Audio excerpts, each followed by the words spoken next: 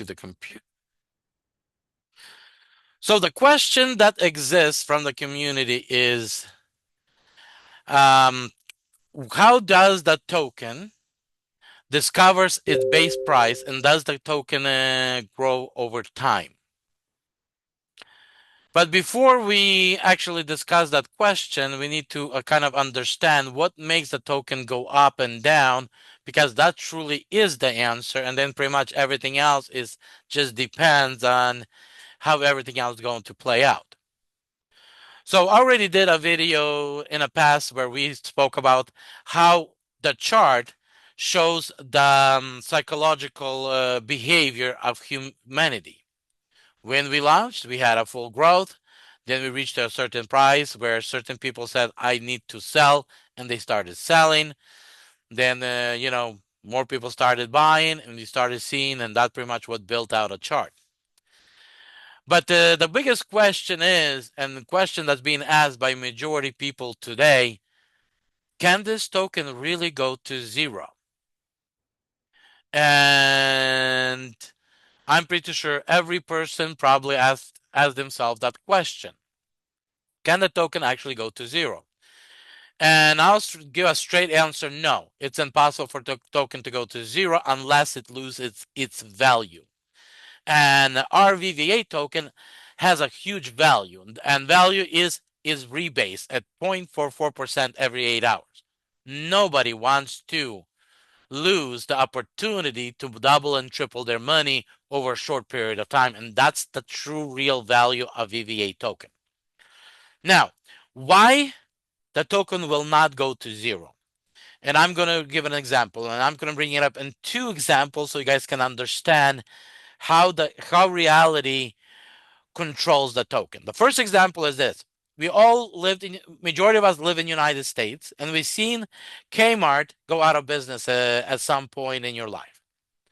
When Kmart went out of business, before they went out of business, when they announced the bankruptcy, they started making sales. You guys probably seen the 10% sale in the windows, the 15% sales, the 20% sales, the 30% sales.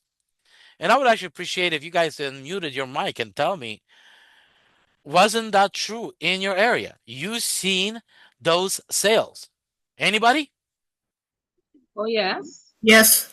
Okay, Definitely. when you started seeing 40%, 50%, and you went to the store almost every single day to get something at a better price, right? Yep. Yes. Okay. Have you ever seen the price get down to 90%? Anybody? I have personally never seen 90% sale. No. But wasn't it ever was supposed to achieve 90%? The store was trying to get rid of stuff, and some stuff was just not sellable, and they were supposed to get to 90% to get rid of everything else, maybe even a 95%. Yes. But for some reason, it never happened. Why? Does anybody know in the room why that never happened? Does anybody has any idea why? No ideas? I never really thought about it, Slavic, to be honest. You never thought about it. But No. you probably went to the store and you seen that jacket, or you seen that shoes, or that purse, and you said, you know what? I'll come back when the price is gonna get to 75 or maybe to 90. And you decided not to buy it yet. Come back tomorrow and probably get a better deal, right? They were all sold out. They were all sold out. Here's the reality is, at one point, somebody that buys out, pretty much close out stores, he came in with an open check, walked up to a cashier, and asked for the cashier to call out a manager of the store. The manager walked up, and the guy said, "Here, I'm ready to write a check. I need to know what is the dollar amount to buy everything, whatever left in the store."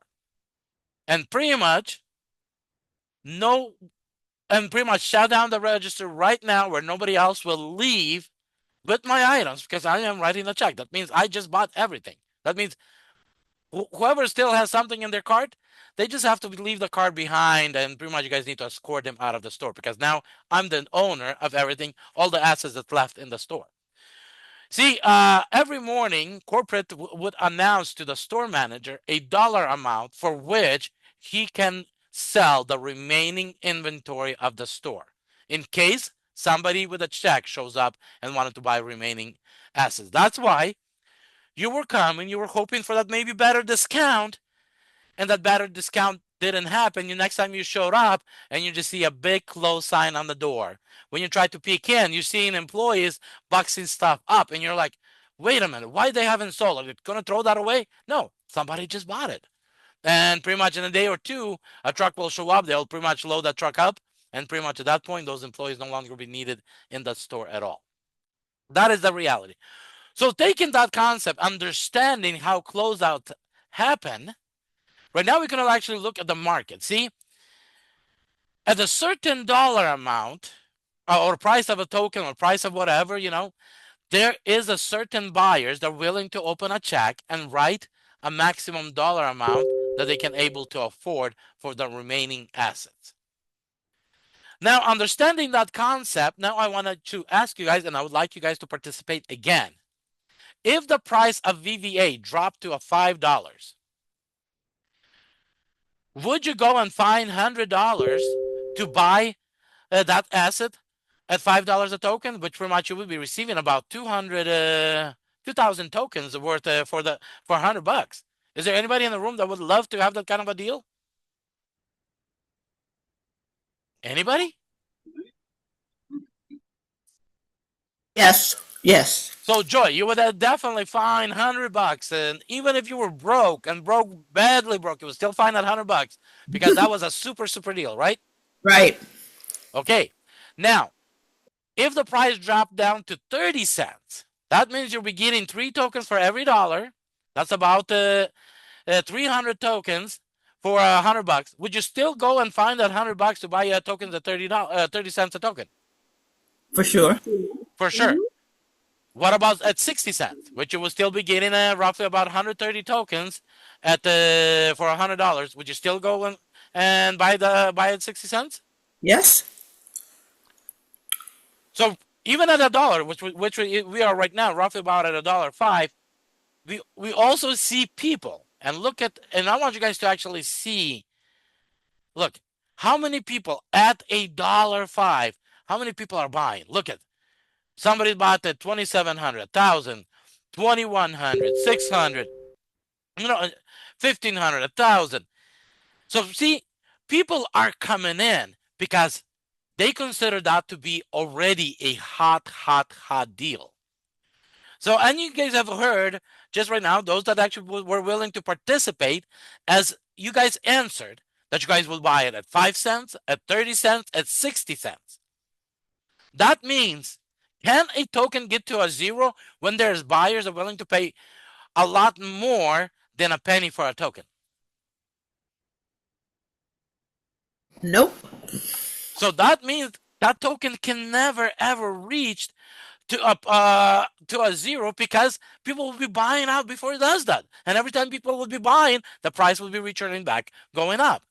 And that is the concept. And that's the something that when every single one of you here realize that this token cannot go to zero, number one, unless it loses its total value. That means that staking that we receive in a rebase every 8 hours become worthless only at that point. People would actually say, you know what? This token not even worth a penny at that point. But until there is a value, and this token cannot lose value because of the rebase, this token cannot never reach a zero. So now the second question becomes, what is the true real value of the token? And the true real value of the token is very simply is this. Where buyers and sellers meet and say, we're willing to say for this price, and buyer says, we're willing to buy at this price. And when those two meet, that is the true real market value. Now, the project is too young to set a price right now, but we need at least 1 to 2 years to identify the price. In that period of time, we'll have a crypto debit card. We'll have more other utilities be added to this project, which will grow the value of the project. We most likely will have this project altered in a way that actually will be even a more friendlier and more approachable to many people, and where actually will be actually more in a way where people can actually receive monthly income instead of just coming and pumping and dumping, which we quite a bit has seen here the last couple about a month or so. So this will actually allow the token to grow more value, and the sellers will say, you know what? We're no longer willing to sell this token at $1 because this token to me is worth a lot more. Like for me, honestly, this token is worth at least 25 bucks. That's why by even selling one token to me, I'm robbing myself. So selling at $1, I'm robbing myself $24 that I could receive down the line for it. So I know for me this token is worth at least at 25, even though I suspect this token might have a chance to actually go to $100. Because at the end of the day, I would love to sell it at $100. Now, buyers, on the other hand, they would love to sell it, buy it at the cheapest price. But end of the day, when buyers start understanding the value of the token, they say, you know what? I'm not going to wait that 95% sale at the Kmart that never ever happened because somebody else came in and bought it at a lot lower percentage than 95%. So I need to reevaluate my price and start willing to pay for this token 3, 4, 5, 6, 10, 15, 25, 35, maybe even $100 a token. So to answer this question, if everything plays out correctly, that means the project is properly altered. The value will increase with additional product or services to the project. As people start realizing that right now is the token is too cheap to sell, the token will start creating its value by growing back in the market to higher prices. So yes, we should see eventually a growth. But the reality is it's all about the seller and the buyer who's willing to sell and buy for whatever the price they're willing to.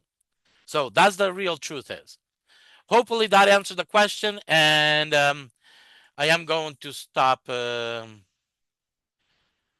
share and